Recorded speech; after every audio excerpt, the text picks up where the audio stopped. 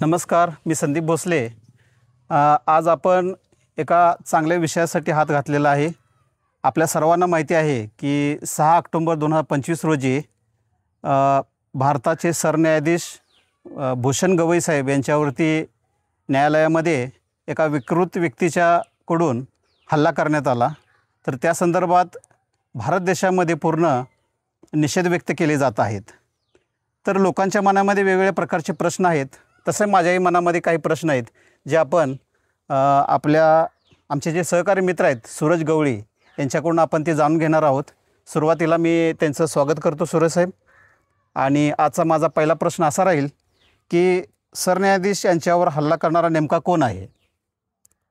नमस्कार, मी सूरज गवळी आणि तुम्हाला सर्वांना आता माहिती आहे की 6 ऑक्टोबर 2025 रोजी सुप्रीम कोर्टामध्ये सुनावणीच्या दरम्यान आपले जे भारताचे सरन्यायाधीश आहेत भूषण गवई साहेब यांच्यावरती एका वकिलाने एक वस्तू फेकून मारलेले आहे। याचा व्हिडिओ देखील सोशल मीडियावरती आता व्हायरल झालेला आहे। बऱ्याच लोकांच्यामध्ये अनेक प्रश्न तयार झालेले आहेत। काही लोक झालेल्या घटनेचं समर्थन करत आहेत तर काही लोक याचा विरोध त्याचबरोबर निषेध व्यक्त करत आहेत। तर आमचे मित्र जे आहेत संदीप भोसले हे यांनी आज सकाळी येऊन मला भेटले आणि मला या संदर्भात थोडीशी माहिती हवी आहे असं त्यांनी मला सांगितलं। त्याचबरोबर त्यांनी एक मला आता प्रश्न विचारलेला आहे की आपले जे सरन्यायाधीश आहेत गवई साहेब त्यांच्यावरती ज्या वकिलांनी हल्ला केला ते नेमके कोण आहेत? तर त्यांचं नाव आहे राकेश किशोर, जे सुप्रीम कोर्टामध्ये प्रॅक्टिस करतात। तर दिनांक 6 ऑक्टोबर 2025 रोजी हे जे काही राकेश किशोर हे जे काही वकील आहेत ते पेशाने वकील आहेत। त्यांनी भारताचे जे काही सरन्यायाधीश आहेत भूषण गवई साहेब यांच्यावरती जाणून बुजून एक वस्तू फेकून मारलेली आहे। तर नशीब त्यांना ती वस्तू लागलेली नाही किंवा त्यांना कुठल्याही प्रकारची दुखापत झालेली नाही, पण तो जो काही प्रकार घडला सुप्रीम कोर्टामध्ये तो अत्यंत गंभीर व घाणेरडा प्रकार होता असं मला वाटतंय। त्याचबरोबर जी काही घटना घडली याचा निषेध देखील मी करत आहे। त्याचबरोबर अनेक जे विचारवंत आहेत, जे सामाजिक क्षेत्रामध्ये काम करणारे आहेत, जे चळवळीमध्ये काम करणारे आहेत ते देखील या घटनेचा त्या व्यक्तीचा निषेध व्यक्त करत आहेत। तर संदीप सर त्यांचं जे नाव आहे ते राकेश किशोर असं त्यांचं नाव आहे आणि ते सुप्रीम कोर्टामध्ये देखील प्रॅक्टिस करतात। पण त्यांनी अशा प्रकारे सरन्यायाधीशांना ते एक वस्तू फेकून मारलेले आहे। बहुतेक मला असं वाटतं ते चप्पल किंवा बूट असावं आणि त्यानंतर त्यांना तिथं सुप्रीम कोर्टामध्ये पकडण्यात आलं। पण गवई साहेबांनी फार मोठ्या मनानं त्या माणसाला माफ केलेलं आहे। हे त्यांचं मोठं मन आहे। मनात आलं असतं तर ते त्याच्यावरती कडक कारवाई करू शकले असते। त्यांनी झालेल्या घटना घडल्यानंतर त्यांनी लगेचच मला याचा काही फरक पडणार नाही असं देखील ते म्हणालेले आहेत आणि त्यांनी आपलं ते कामकाज सुरू केलेलं आहे। ओके, नक्कीच सूरज साहेबांनी अतिशय छान माहिती दिली। याच्यामध्ये सरन्यायाधीश भूषण गवई साहेब यांचा उदारपणा याच्यामध्ये दिसून आला। अगदीच बरोबर सूरज साहेबांनी सांगितलेलं आहे। तर या संदर्भातला माझा दुसरा प्रश्न सूरज साहेब असा आहे की त्या दिवशीच्या घटनेमध्ये सरन्यायाधीश यांच्यावर जो हल्ला करण्यात आला त्या वकिलावर आतापर्यंत कोणती कारवाई झाली? ज्या दिवशी ही घटना घडली त्या दिवशी त्यांना पकडण्यात आलं, पण सुप्रीम कोर्टाचे जे काही आपले सरन्यायाधीश आहेत गवई साहेब त्यांनी एकदम मोठ्या मनानं त्यांना माफ केलेलं आहे। पण बऱ्याच लोकांना, देशातील बऱ्याच लोकांना, अनेक विचारवंतांना हे सगळं खटकलेलं आहे की अशा प्रकारचा हल्ला डायरेक्टली सुप्रीम कोर्टाच्या न्यायाधीशांच्या वरती होतोय। ही बाब जी आहे ही विचार करण्यासारखी आहे। भूषण गवईंनी जरी त्यांना माफ केला असेल राकेश किशोर यांना, तर इतर लोक जे आहेत, जे सामाजिक कार्यकर्ता आहेत, अनेक प्रकारचे जे लोक आहेत आपल्या देशामध्ये, त्यांनी निषेध व्यक्त केलेला आहे. ते देखील त्यांना देखील ही गोष्ट खटकलेलीच आहे. तर याचं आता जर यांनी आम्हाला विचारलेलं आहे संदीप सरांनी की आतापर्यंत त्यांच्यावरती काही कारवाई वगैरे काही झालेली आहे का, तर त्यांच्यावरती कारवाई झालेली आहे. म्हणजे बेंगलोरमध्ये एक त्यांच्यावरती FIR दाखल झालेली आहे. आणि सगळ्यात मोठी कारवाई जी झालेली आहे संदीप सर, ती म्हणजे पंजाबमध्ये झालेली आहे. तर पंजाब सरकारनं स्वतः जे काही ट्विटर हँडल आहेत, त्याचबरोबर जे काही सोशल मीडियाचं जे काही चॅनल आहे, ते चॅनल चालवणाऱ्या एकूण 100हून अधिक लोकांच्या विरोधात ॲट्रॉसिटीचा गुन्हा दाखल केलेला आहे. हे स्वतः पंजाब सरकारनं केलेलं आहे, वैयक्तिक असं कुठल्या व्यक्तीने केलेलं नाही आहे. त्याचबरोबर एक बेंगलोरमध्ये देखील एक FIR दाखल झालेली आहे. पण संदीप सर, मला एक सांगायचं आहे की एक वाईट गोष्ट अशी आहे की आपले जे सरन्यायाधीश आहेत ते मुळातच आपले महाराष्ट्रीयन आहेत, ते मराठी आहेत. पण महाराष्ट्रामध्ये अशा प्रकारचा कुठलाही गुन्हा दाखल झालेला नाही किंवा त्यांच्या विरोधात, त्या वकिलांच्या विरोधात गुन्हा दाखल करण्यासाठी कुणीही असा अजून पुढं आलेला मला तरी काही दिसलेला नाही. मग भविष्यात काय होईल काय माहिती नाही आणि काय सांगता येणार नाही. कदाचित होईल, पण हे व्हायला पाहिजे होतं की सुप्रीम कोर्टावरती त्या न्यायाधीशांच्या वरती तुम्ही वस्तू फेकून मारताय किंवा एखाद्या चप्पल फेकून मारताय किंवा आणि काहीही मारताय. आमची जरी एका साध्या व्यक्तीला जरी काहीतरी असं फेकून मारायचं झालं तर आम्ही 10 वेळा विचार करतोय. ते तर सरन्यायाधीश आहेत, भारताचे सुप्रीम कोर्टाचे सरन्यायाधीश आहेत. हे असं असताना त्यांच्यासोबत घडलं.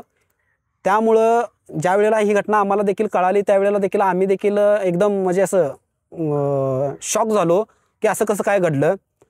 तर आतापर्यंत तुम्ही विचारलेल्या प्रश्नाप्रमाणे त्याचं उत्तर असं आहे की एक FIR बेंगलोरमध्ये झालेले आहे. त्याचबरोबर पंजाबमध्ये 100हून अधिक गुन्हे हे दाखल झालेले आहेत. ते देखील ॲट्रॉसिटी कायद्याअंतर्गत झालेले आहेत.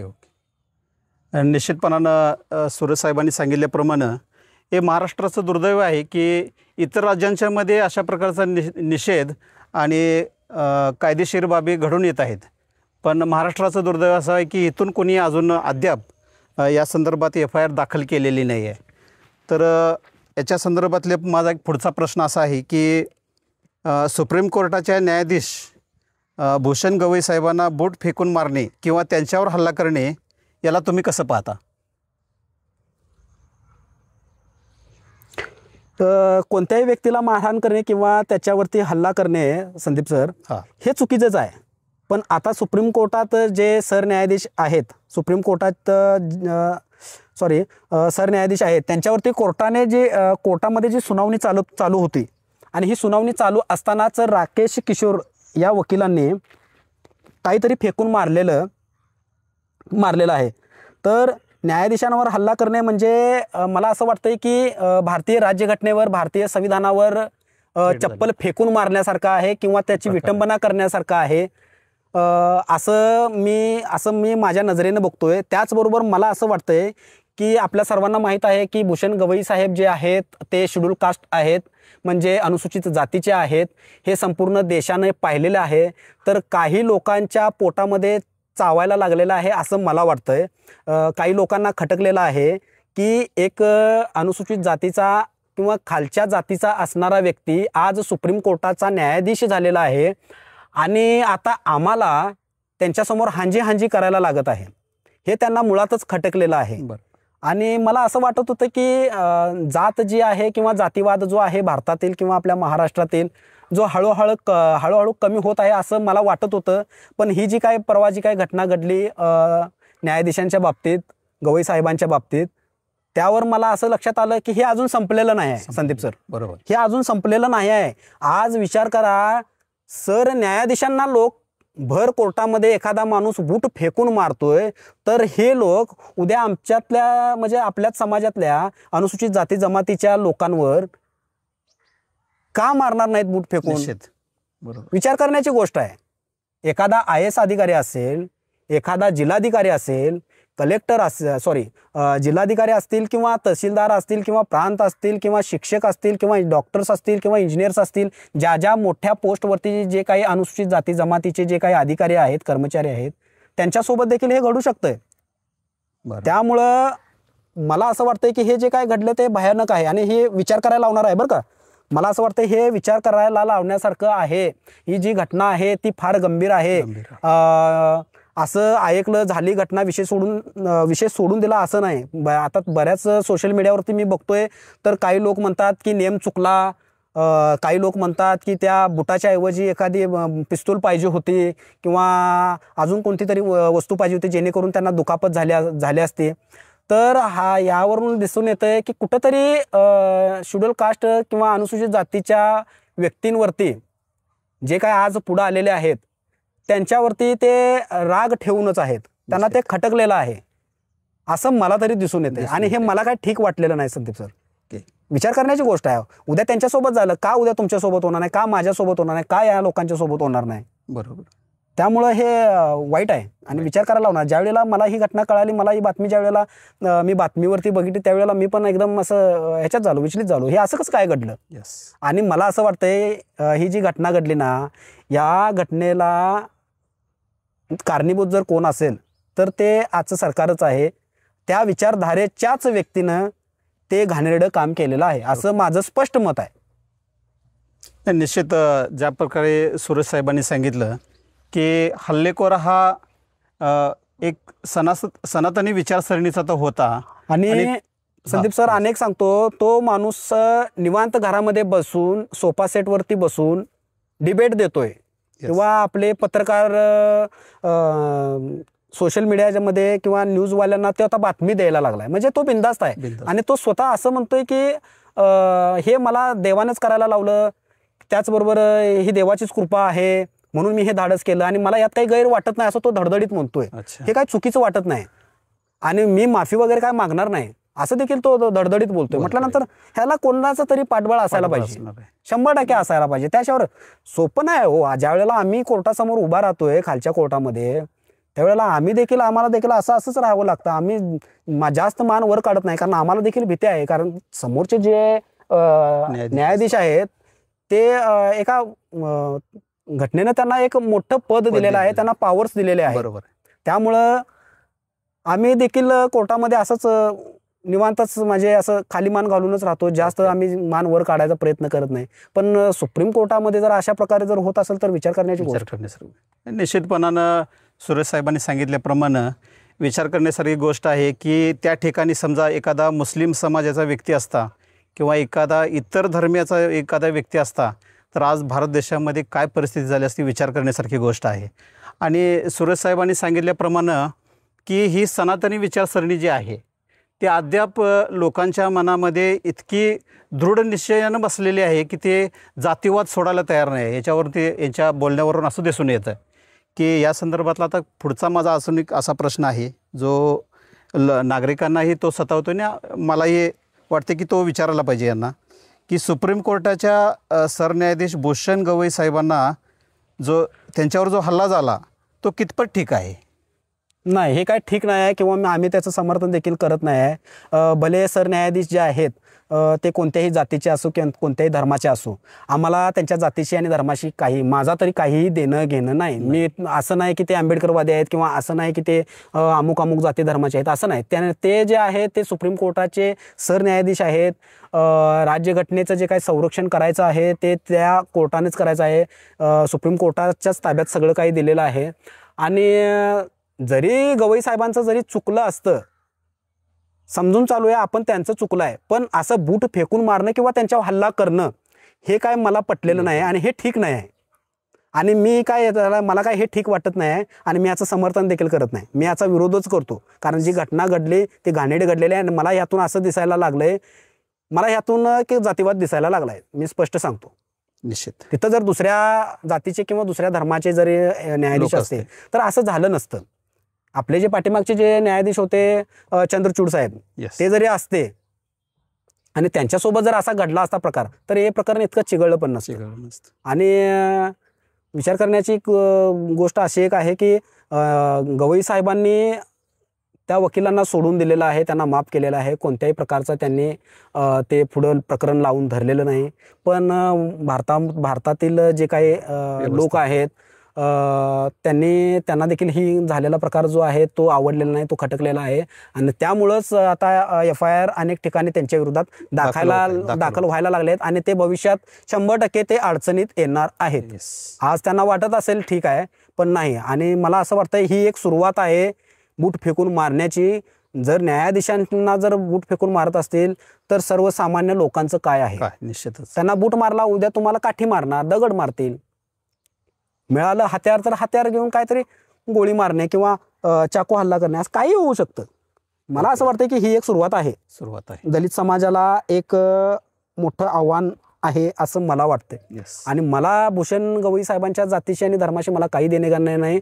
मी फक्त त्यांच्याकडे एका अशा नजरेने बघतोय की ते सुप्रीम कोर्टाचे, ते भारताचे सरन्यायाधीश आहेत. ते एक मोठ्या पदावरती आहेत.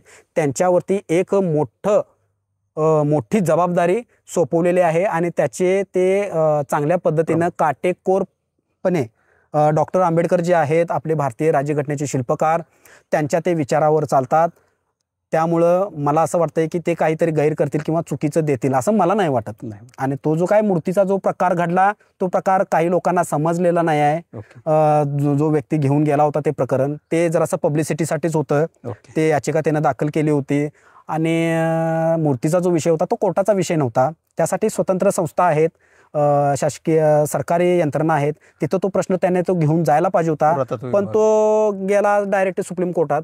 त्यामुळे भूषण गवई साहेबांनी त्या प्रकारचे स्टेटमेंट दिलं आणि त्यांचं बरोबर आहे. मी म्हणतोय तुम्ही देव कशाला घेऊन चाललाय कोर्टात? कशाला घेऊन चाललाय? देव कोर्टात घेऊन जायचा काय संबंध आहे? बरोबर. तुम्ही लोक घेऊन जावा, तुम्ही कायद्याची बाजू काहीतरी घेऊन जावा. तुम्ही डायरेक्ट देवच घेऊन कोर्टात जाताय म्हटलं विचार करण्याची गोष्ट आहे. आणि झालेला जो काय प्रकार आहे तो काही ठीक नाही आहे आणि मला देखील तो खटकलेला आहे, अनेक लोकांना खटकलेला आहे. त्याचबरोबर आता आम्ही उद्या आमच्या गावामध्ये म्हणजे वसगडे गावामध्ये देखील निषेध व्यक्त आम्ही करणार आहोत. त्या संदर्भात आता आमच्या हालचाली सुरू झालेल्या आहेत आणि उद्या आम्ही निषेध व्यक्त करणार आहोत. आणि संदीप सर तुम्ही देखील उद्या आमच्या त्या निषेध व्यक्त करण्याचे कार्यक्रम जो आम्ही आयोजित केलेला आहे त्यामध्ये तुम्ही सामील व्हा. सकाळी तो आहे कार्यक्रम. निषेध व्यक्त आपण करायचा आहे आणि लोकांना देखील सांगायचं आहे की पटवून द्यायचं आहे की बाबा हे जी घटना घडली ही फार गंभीर घटना आहे, ही हलक्यावर घेण्यासारखी घटना नाही आहे. निश्चित. आता आपण सविस्तर माहिती कार्यकर्ता सूरज गवळी साहेबांच्याकडून घेतलेली आहे. निश्चितपणानं त्यांनी ज्या प्रकारची माहिती दिलेली आहे आपल्याला, तर ती माहिती हे सर्वसामान्यांना कळेल अशा प्रकारची ती माहिती होती. आणि सर्वांनी ती गांभीर्याने घेण्याची गोष्ट आहे की भारताच्या सर्वोच्च न्यायालयाच्या न्यायाधीशावर जर अशी घटना होत असेल तर सामान्य जनतेवर काय होत असेल आणि काय होऊ शकतं या संदर्भात सर्वांनी गांभीर्याने घेण्याची गोष्ट आहे. त्यासाठी जसं सूरज साहेबांनी उद्या आपल्याला आवाहन केलं की उद्या सर्वसमावेशक एक निषेध आणि एक त्या संदर्भातला ठराव करून आपण कलेक्टर साहेबांना देण्यासंदर्भातली त्यांची जी पुढचे धोरण आहे त्यामध्ये आपण सर्वांनी सामील होऊया. आणि आजच्या चर्चासत्रामध्ये सूरज साहेबांनी जी माहिती दिली अतिशय योग्य होती. मी त्यांचं धन्यवाद मानतो आणि अशाच प्रकारचे नवीन माहितीसाठी आपण इथून पुढच्याही व्हिडिओजमध्ये भेटत राहू. धन्यवाद.